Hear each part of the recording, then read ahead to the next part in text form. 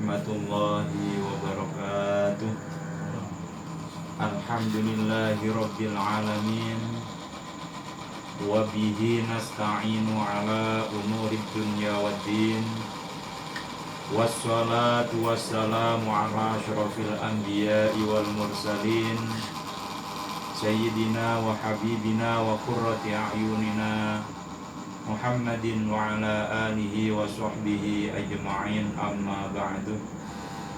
Kepada para alim ulama, kepada para habaib, para kiai, para kasepuhan yang sangat kami hormati, yang sangat kami takdimi dan kami harapkan barokah ilmunya, kepada seluruh penggemar radio Pandawa FM dan sahabat-sahabat ngobrol perkara iman dimanapun Anda berada, semoga panjenengan semuanya tetap dalam lindungan Allah, diberikan rezeki yang halal, lancar dan barokah, diberi kesehatan zahiran wa batinan, yang semuanya tidak bisa kami menyapa satu persatu. Insya Allah tidak mengurangi rasa hormat dan bangga kami kepada panjenengan semuanya.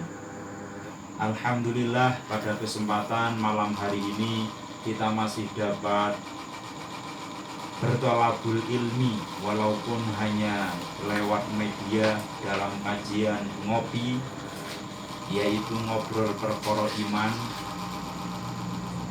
dengan materi dalam kitab Safinatun Najah, yang harapannya semoga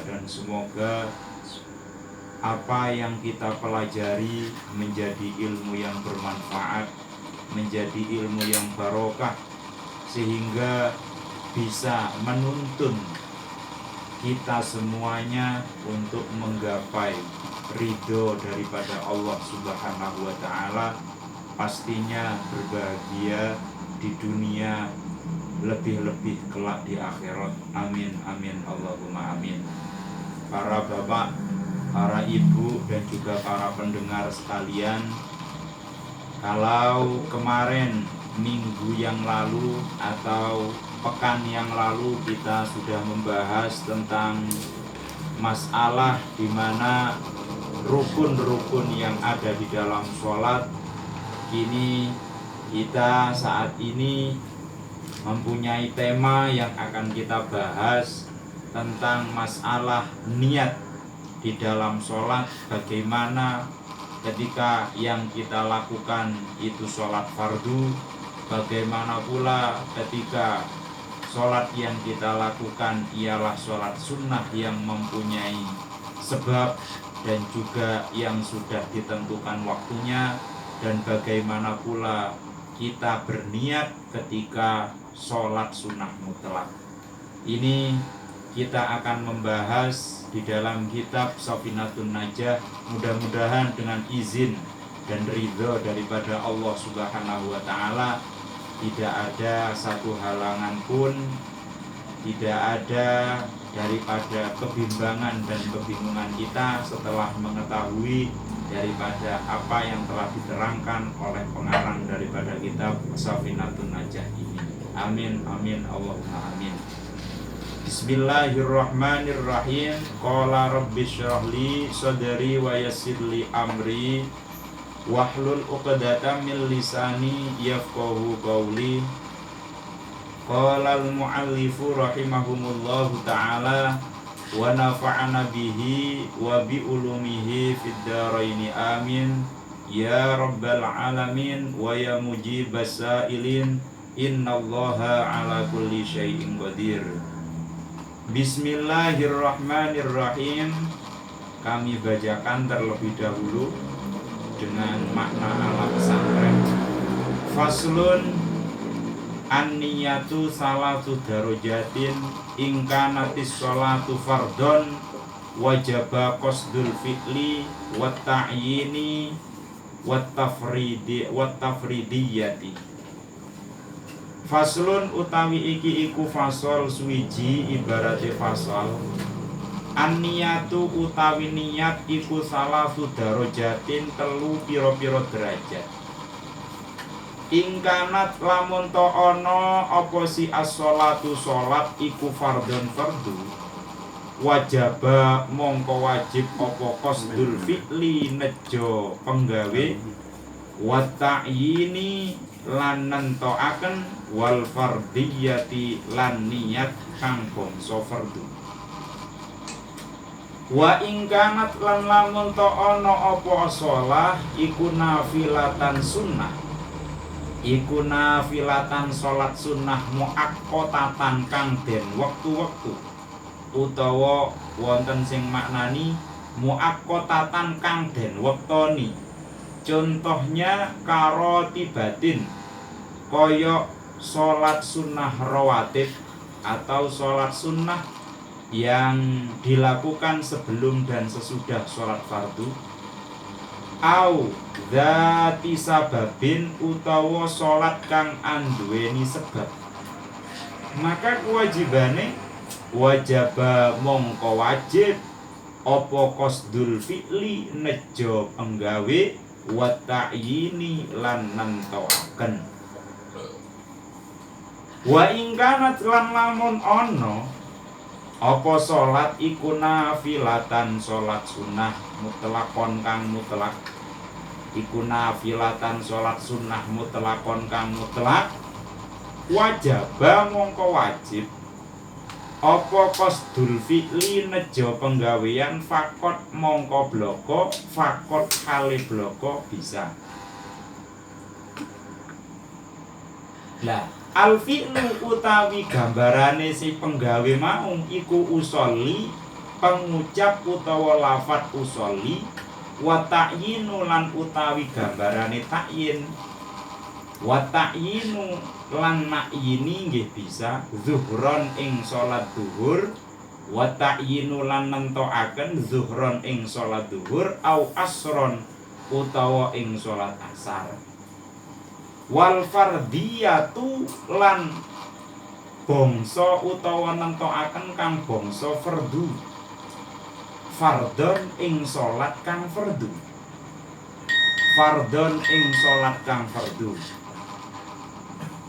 Ma'asyiral muslimin, para bapak, para ibu, dan juga para pendengar Radio Pandawa dimanapun panjenengan semua berada, perlu diketahui bahwasanya niat di dalam sholat itu ada beberapa pembagian, ya. Jadi untuk yang pertama di sini dikatakan pembagiannya itu ada 3 bagian, ya kan? Nah, dari 3 bagian niat tersebut itu bagaimana perinciannya? Nah, ini yang harus kita pahami.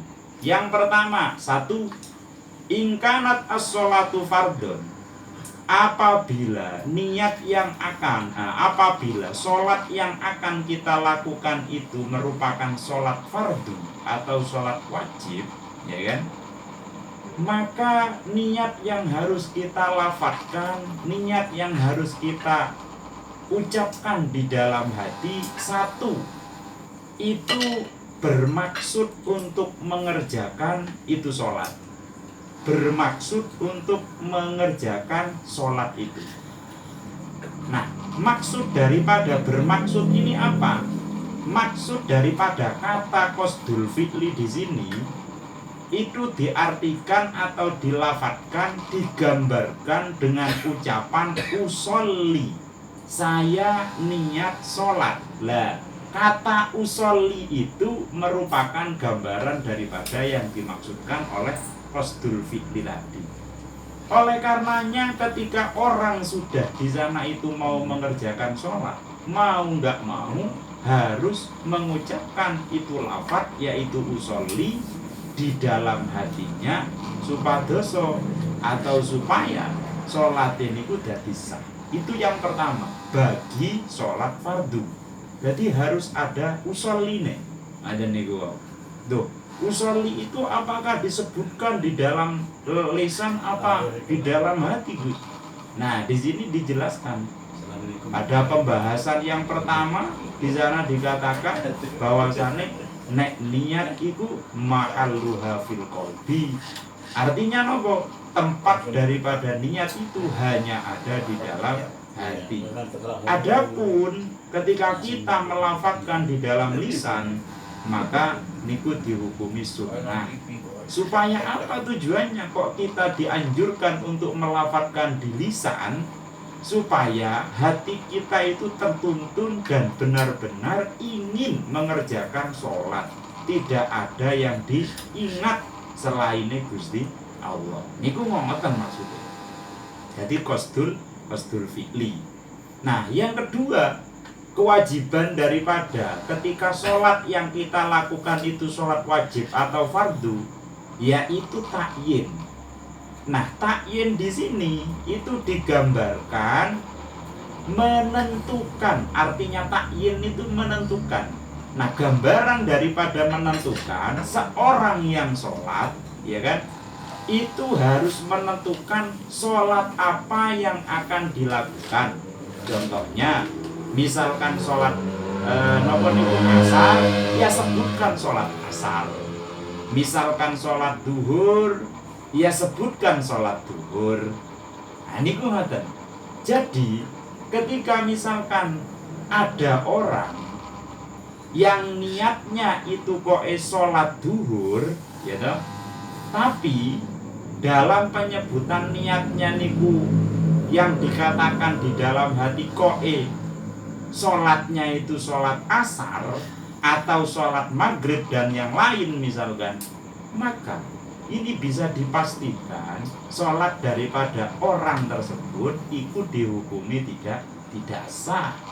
Kenapa? Masalahnya ada di dalam niat. Nopo niatnya? Niatnya itu salah ucap, salah mengatakan di dalam hati. Wong niate duhur, kok atine ngomong nang kono niku asar misalkan, atau sebaliknya. Nah, maka yang demikian itu dihukumi tidak sah sholat daripada orang tersebut. Jadi harus ditentukan, Bu. Harus ditentukan para pendengar, gitu. Nggak boleh ketika misalkan kita tidak menentukan daripada niat itu sholat. Nah, itu yang kedua, kewajiban dari ketika kita melakukan sholat wajib.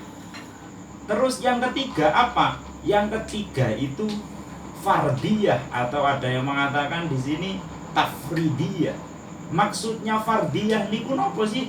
Maksudnya daripada fardiyah niku kita mengatakan di dalam hati kata fardon, kata fardon, fardon lillahi ta'ala itu. Jadi yang pertama tadi usolli wajib, ya kan?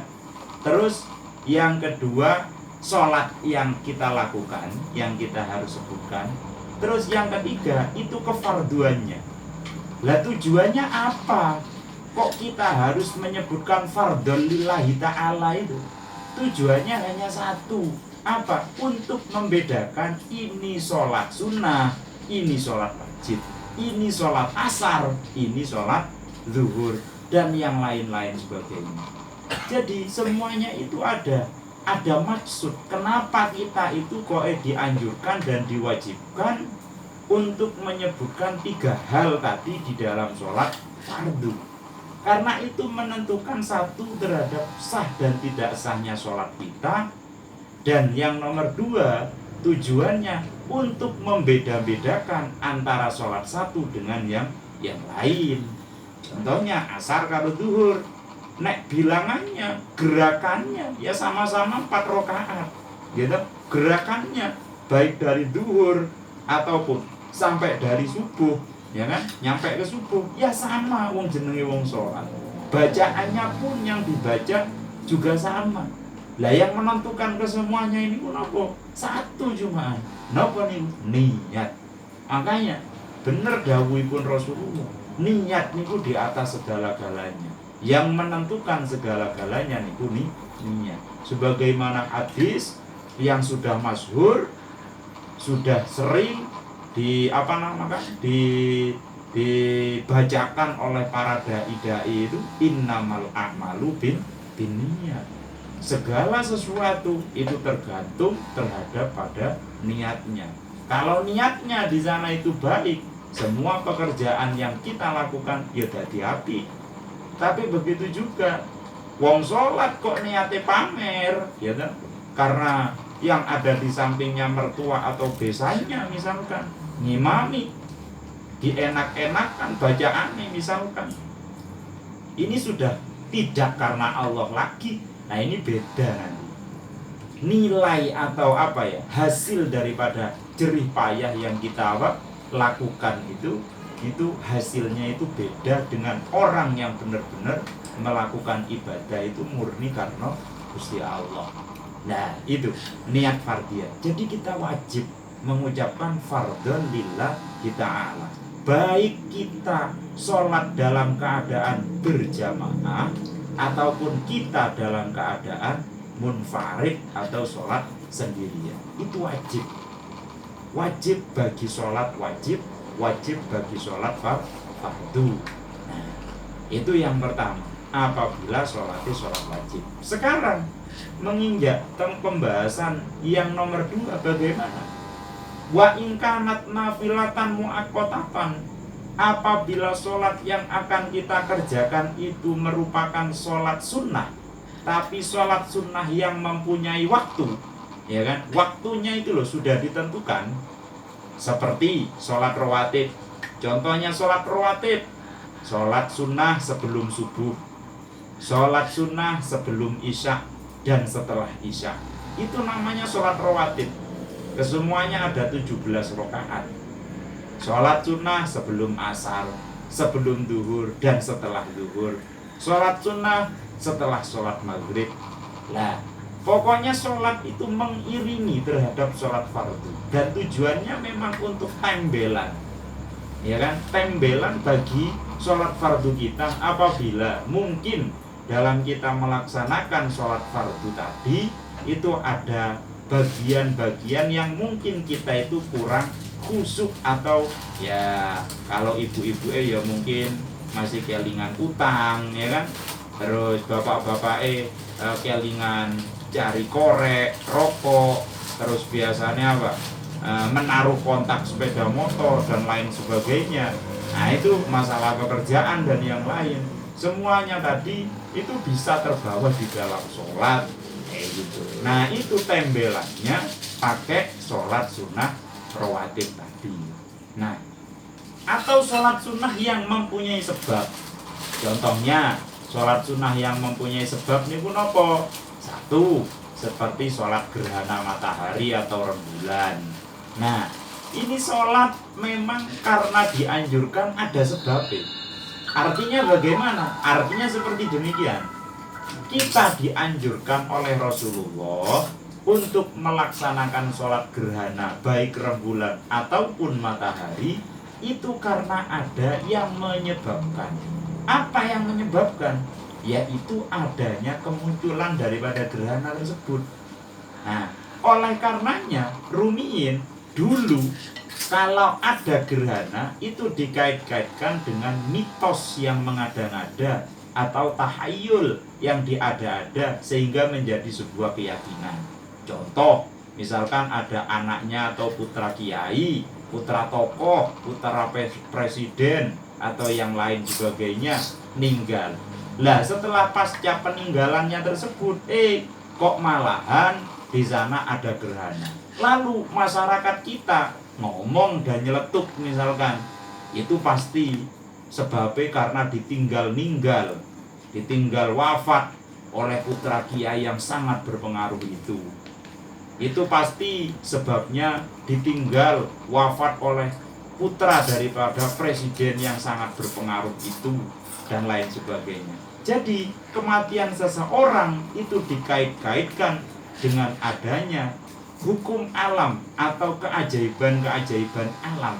Nah ini sebetulnya tidak ada kaitannya masing-masing. Sebagaimana yang disabdakan oleh Rasulullah, semuanya itu wis biqadarillah, semuanya itu wis ditakdirno karo Gusti Allah. Artinya apa? Gerhana itu ya ono takdire, ada takdirnya sendiri karena digerhanakan oleh Gusti Allah, ya kan? Titi mongso atau ajal daripada seseorang itu sudah ditentukan juga oleh Gusti Allah. yang mungkin ya kan kebetulan antara kewafatan seseorang dengan adanya kemunculan daripada gerhana itu kok moro-moro mungkin secara di sana itu takdir secara bersama. Oleh karenanya di sana itu tidak bisa dikait-kaitkan matine wong itu disebabkan bisa menyebabkan adanya kemunculan gerhana, tidak bisa. Nah, oleh karenanya ketika kita disebabkan di sana itu apa? Adanya gerhana tersebut, oleh Rasulullah dianjurkan untuk melaksanakan sholat sunnah 2 rakaat. Lah, yang mana sholat sunnah tersebut itu dinamakan sholat sunnah kusuf atau khusuf, gitu. Kalau gerhana rembulan jenenge sholat sunnah khusuf lil komar. Tapi naik gerhananya itu gerhana matahari disebut sholat sunnah kusuf. Nah, kusuf gerhana matahari. Nah, pada dasarnya sama maknanya ini sama-sama gerhana. Hanya karena untuk membedakan saja seperti demikian. Nah, semuanya ini wis kabeh dadi tondo tenger atau dari jadi tanda daripada ayat-ayat atau kekuasaan Gusti Allah. Oleh karena kekuasaannya Allah nangkun wis diperlihatkan, maka kita dianjurkan untuk banyak-banyak berdoa, meminta perlindungan kepada Allah, dan di sana itu dianjurkan untuk melaksanakan sholat sunnah 2 rakaat tadi. Nah, oleh karenanya waktunya itu ditentukan dan sebabnya itu juga ada, maka dalam peniatan itu sholat kita juga harus diatur oleh syariat. Lah pengaturannya bagaimana? Lah ini wajib qasdul fi'li wa ta'yin. Kita diwajibkan untuk bermaksud untuk mengerjakan. Artinya bagaimana? Artinya kita wajib mengucapkan kata usolli. Lah, ya kan, kata usolli. Terus yang nomor 2 wajib menentukan tadi apa ya. Kalau misalkan yang sampean lakukan sholat sunnah gerhana, ya usolli sunnatal likusufis samsi misalkan. Lah kata likusufis samsi itu wajib untuk disebutkan. Atau misalkan sampean sholat sunnah sebelum zuhur, maka sampean wajib untuk menyebutkan usolli sunnatan qobliyatal zuhri. Lah, qobliyatal zuhri itu wajib sampean sebutkan. Sunnatan qobliyatal zuhri itu. Atau usolli sunnatal zuhri, itu juga boleh. Ngoten. Lah menyebutkan kata sunnatal zuhri ini wajib. Ngoten wajib. Senajan yang dilakoni niku sholat sunnah. Kenapa? Ya karena untuk membedakan dengan sholat yang lain, dengan sholat sunnah yang mutlak nanti.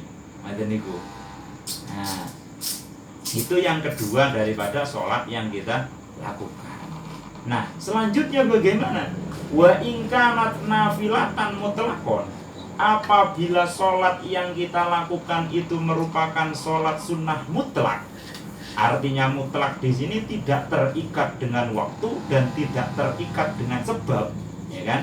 Maka kita hanya wajib qasdul fi'li, yaitu bermaksud untuk mengerjakan.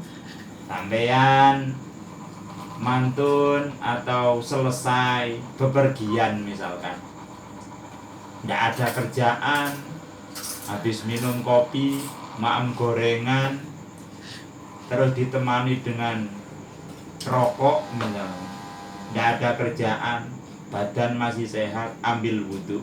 Setelah ambil wudhu, sampean sholat. Tidak ada apa-apa, tidak ada sebab juga, tidak ada yang menyebabkan. Pokoknya sampean setelah wudhu terus sholat.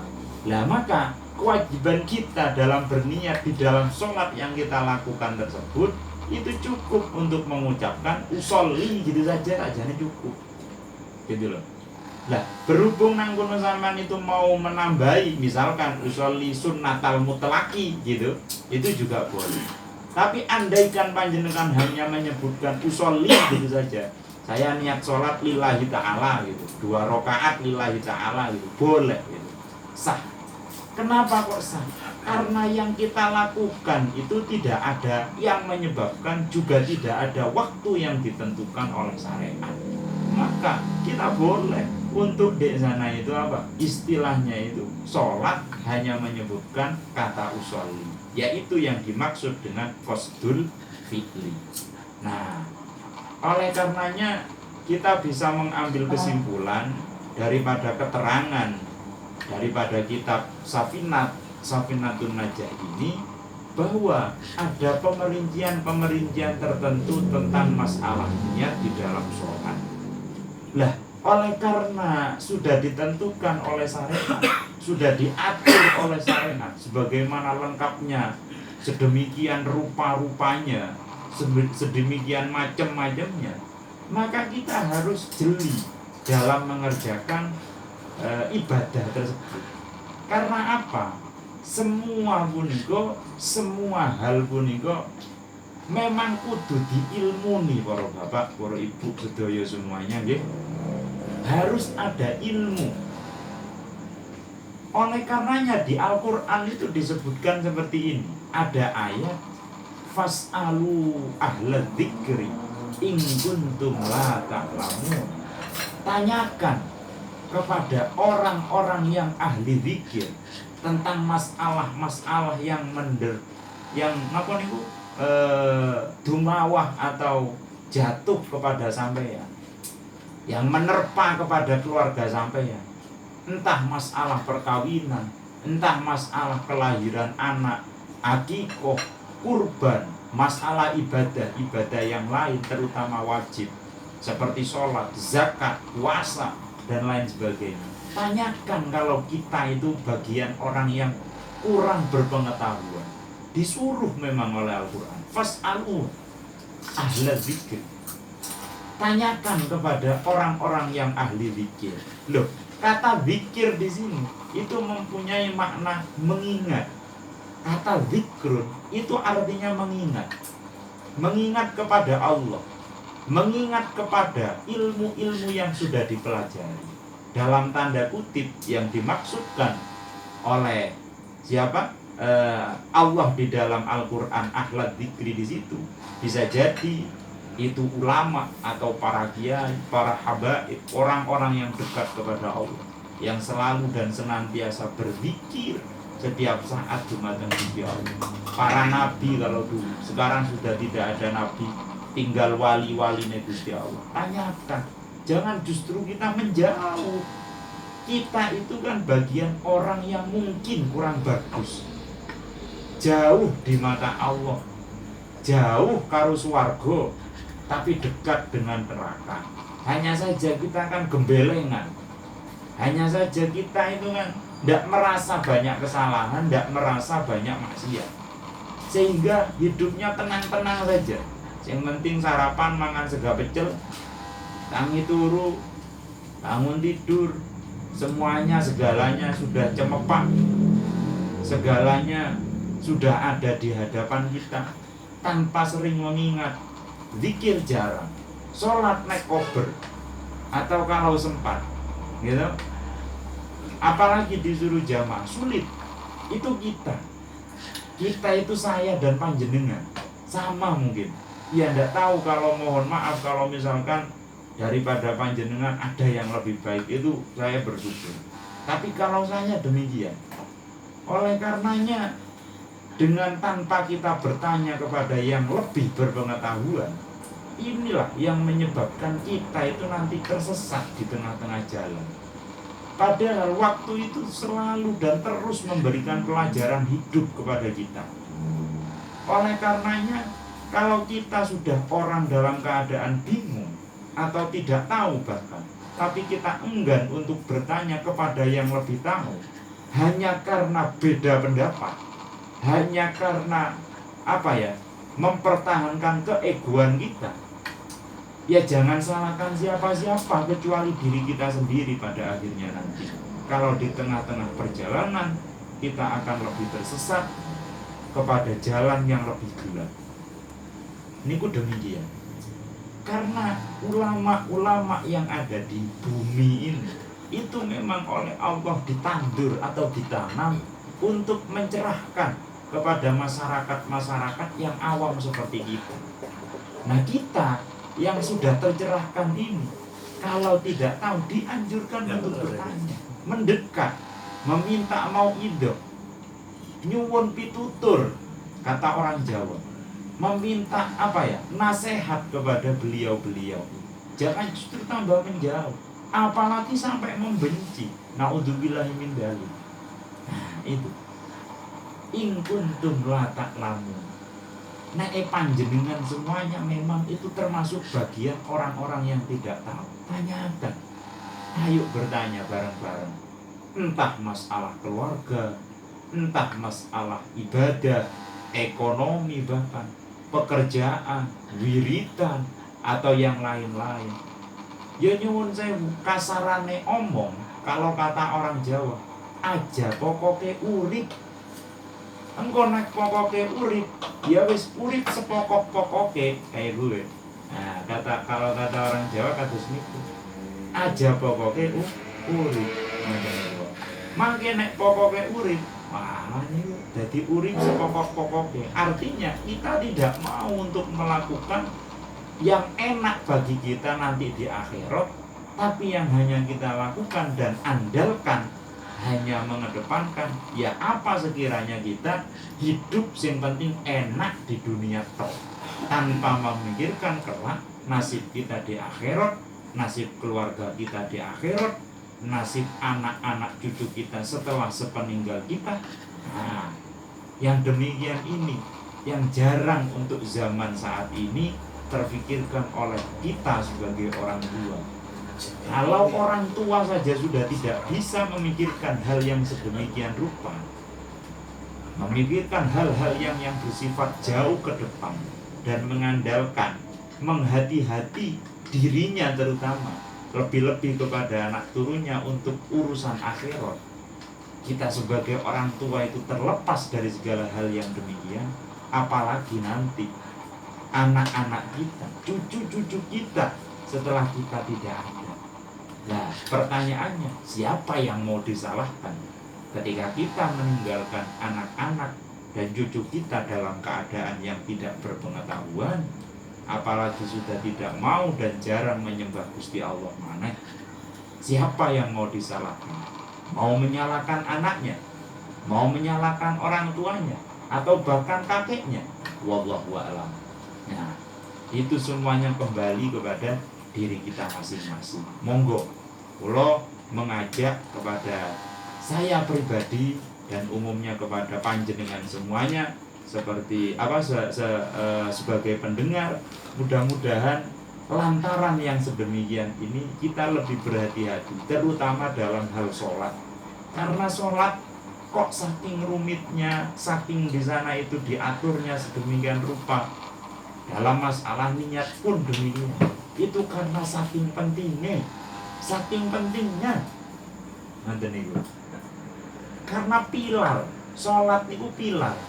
Baik dan buruknya seseorang itu terlihat daripada kelakuan atau ibadah sholat kita. Orang kalau sholatnya itu bagus, maka kelakuan-kelakuan yang lain, pekerjaan-pekerjaan yang lain, urusan-urusan yang lain itu bagus. Karena apa? Di dalam sholat secara bahasa itu bermakna doa, mempunyai arti itu doa. Kita berdoa, meminta, sifatnya hamba kepada Tuhan, yakni Allah. Itu hanya meminta. Meminta apa? Yang lebih baik daripada apa yang kita harapkan di dunia dan akhirat ini. Lah, permintaan itu tergantung Allah. Mau diberikan sekarang, besok, atau lusa, ini terserah. Kita tidak bisa memaksa Tuhan dan tidak bisa mengatur Tuhan.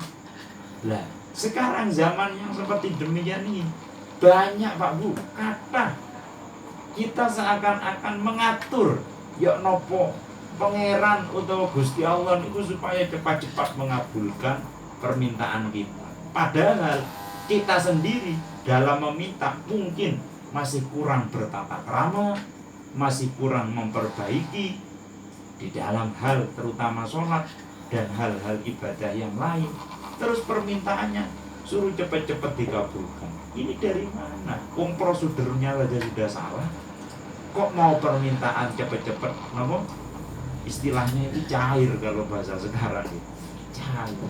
Ini sulit untuk terjadi.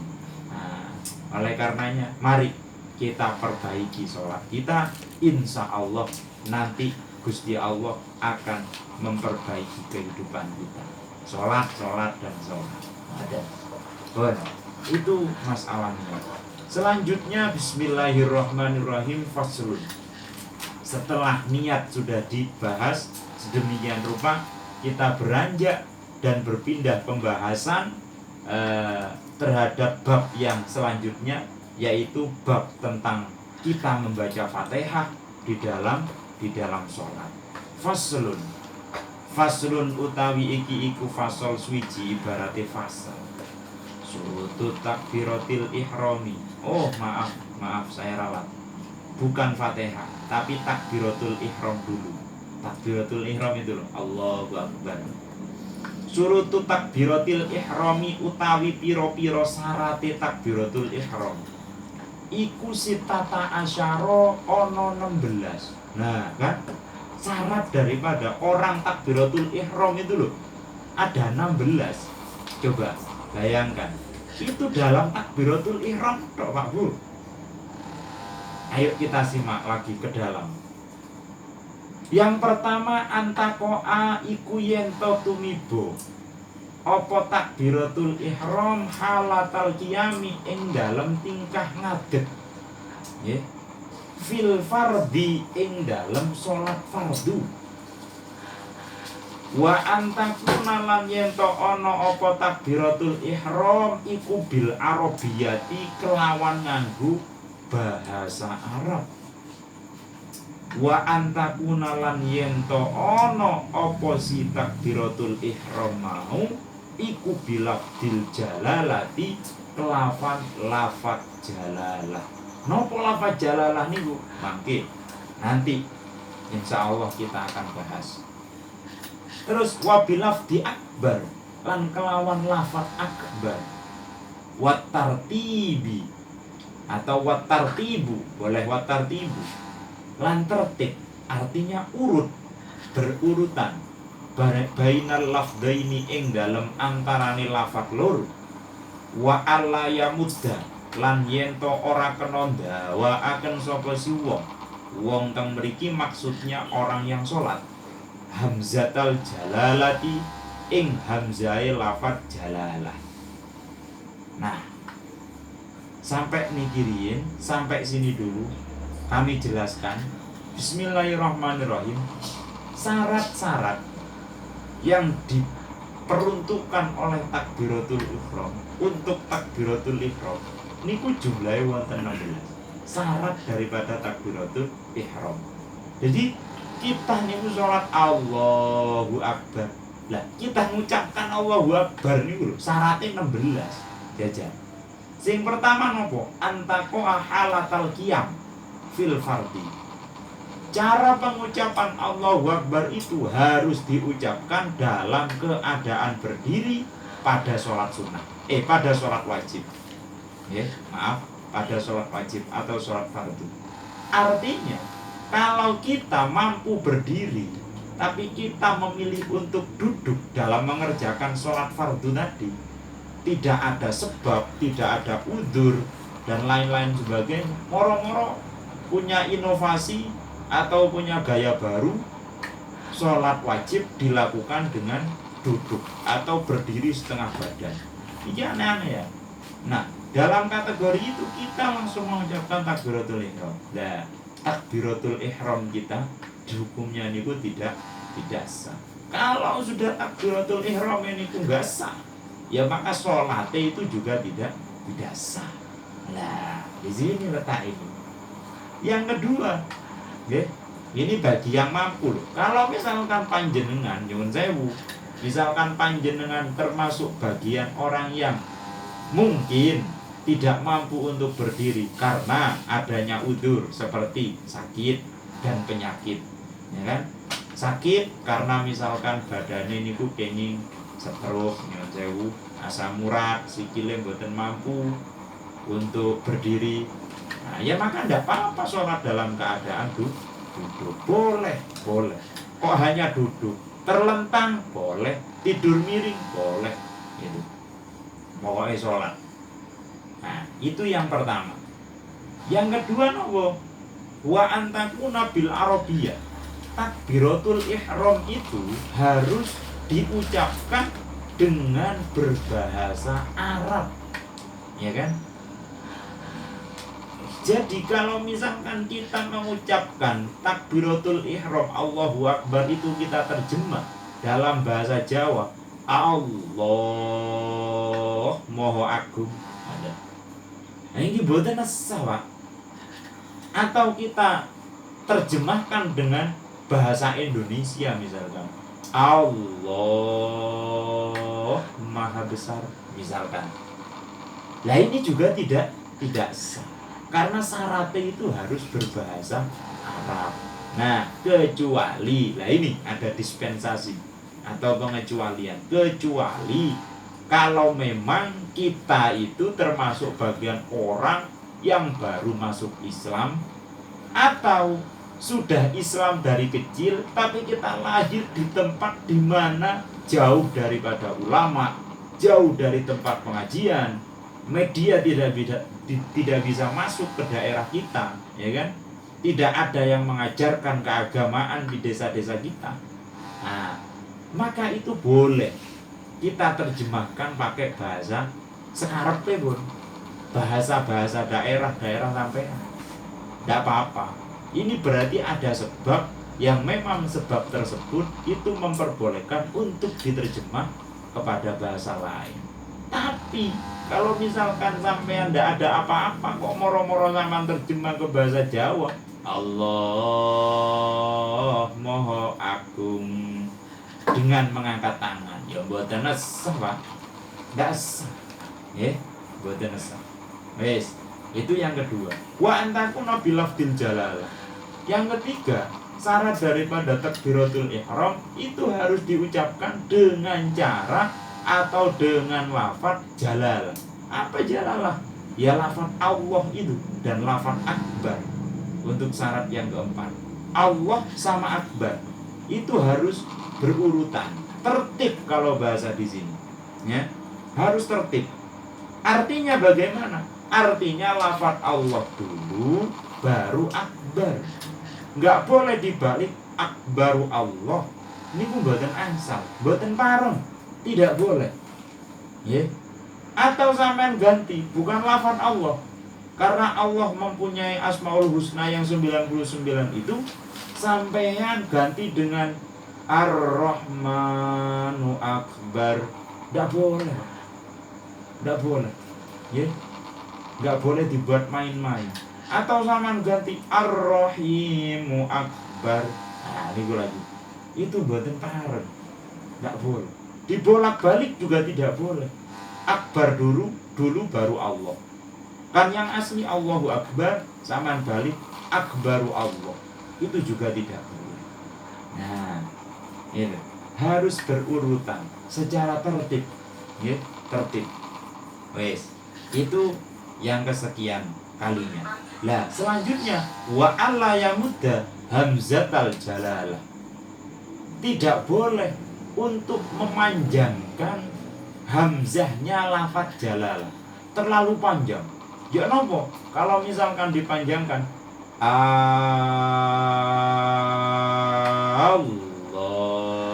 Akbar. Loh, kok mengucapkan demikian itu enggak boleh, Bu. Mboten pareng, mboten asam.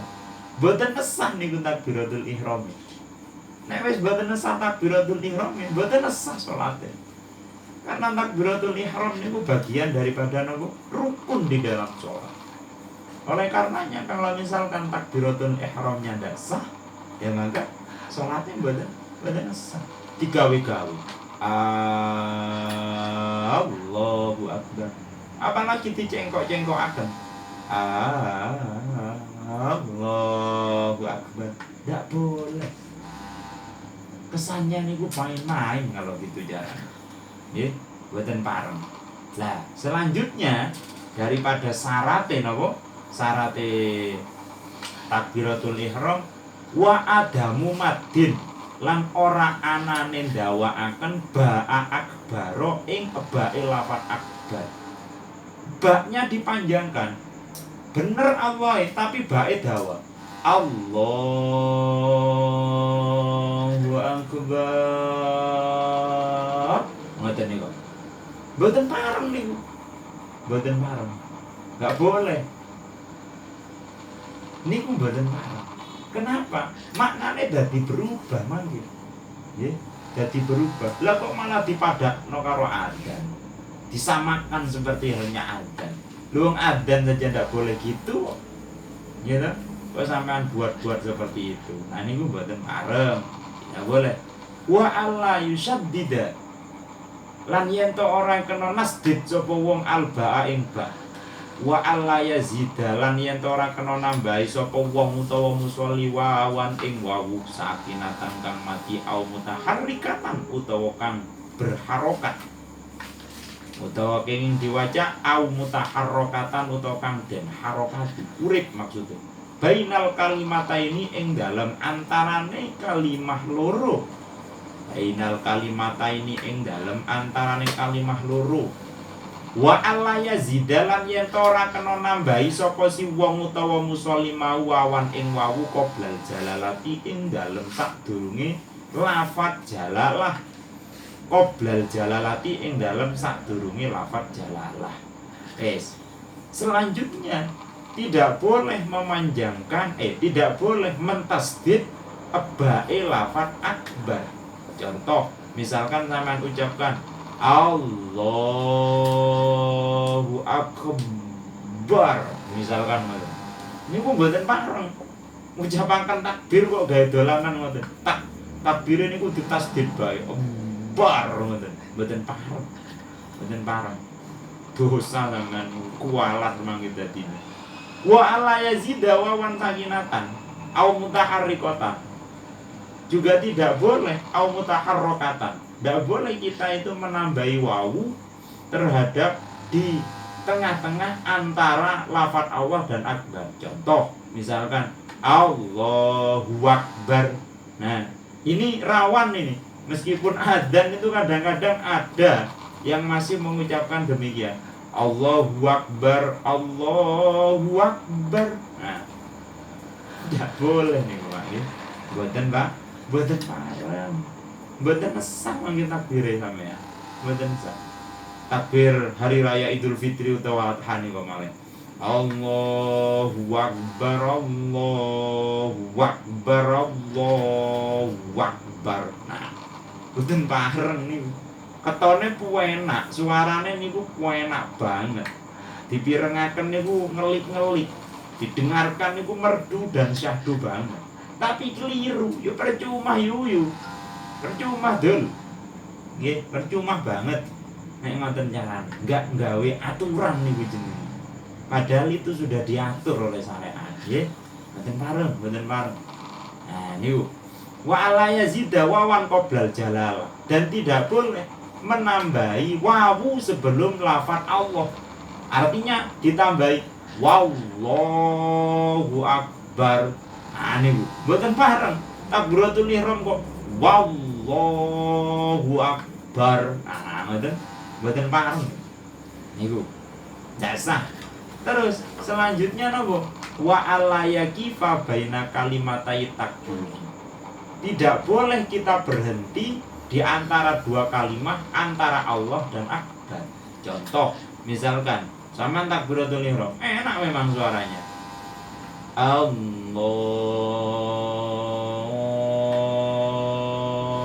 mandek.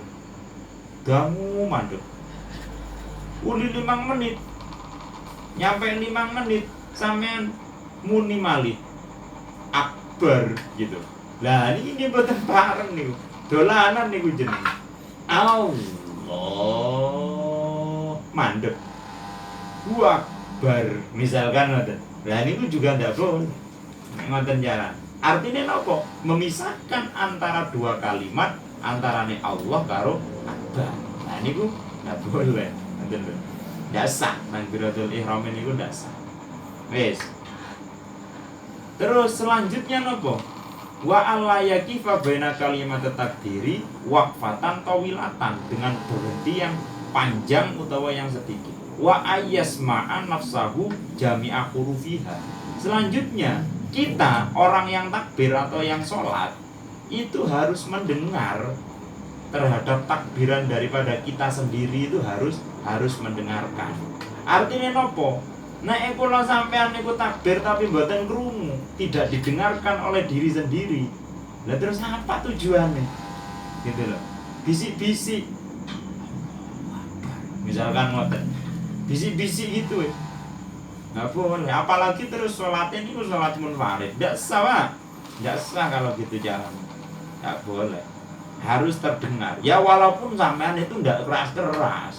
Sholat sendirian kok di kamar, di rumah misalkan, tapi dikeraskan, apalagi sampai pakai toa gitu, di speaker gitu misalkan, pakai salon misalkan, salonnya double power, bar, yuk nggak perlu, bisa, nggak penting juga.